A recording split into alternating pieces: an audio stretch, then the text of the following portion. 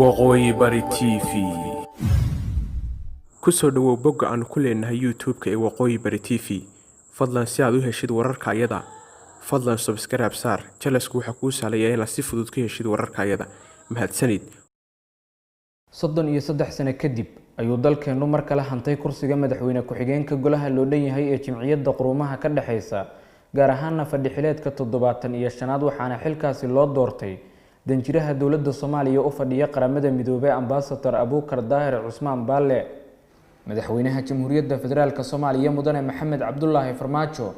ayaa danjira Baalle ugu hambalyeeyay mas'uuliyadda culus ee loo doortay kadib kulan madaxweynaha iyo wasiirka arrimaha dibadda kula qaateen hanaanka fogaan aragga waxa uu safiirku madaxweynaha uga warbixiyay fursadaha dalkeena ugu jira guushan iyo sida ay noogu suurta gashay madaxweynuhu wuxuu safiirka uga tahniyadeeyay guushaas oo ah mid u soo hoyatay ummadda Soomaaliyeed faahfaahinta taariikhda Soomaaliya ee UN-ta waxa ayay iska wareysteen madaxweynaha iyo safiirku oo safiirku madaxweynaha uga warbixiyay intii mar ee Soomaaliya ay ka mid noqotay golahan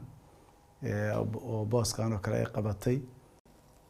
dhanka kale ergada xafiiska Soomaaliya ee qaramada midoobay ayaa gudbiyay codsi dalkeenu ku dalbanayo oo tartamida xubinnimada golaha ammaanka ee Jimciyadda Quruumaha ka dhaxaysa sanadaha 2003-2024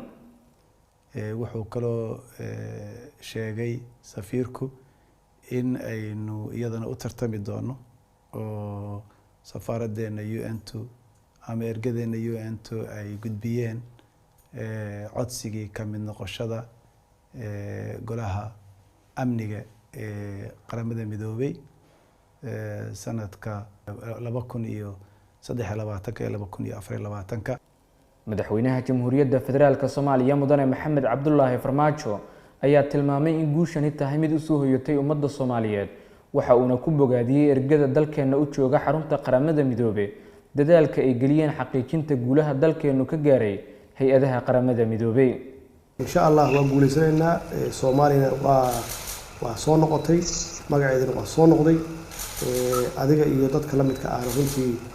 waxaad ku leedihiin runtii